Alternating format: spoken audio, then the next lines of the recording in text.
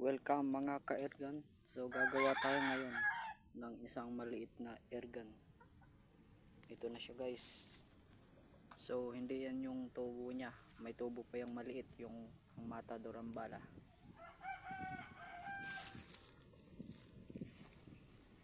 Waiting lang para matapos.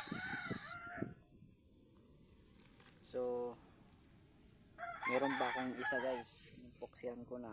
Papatuyuin na lang. Tara, tingnan natin. Ayan na po. Malaki po yan. Napakalakas niyan. 6 division. Papaputukin ko po yan. Ganito lang po ang kwarto niyan guys. Ang kanyang division. Kawayan. Bubutasan nyo lang dito ng maliit. Tapos i-impox yan para hindi matanggal. So ito yung una kong ginawang division guys, lata.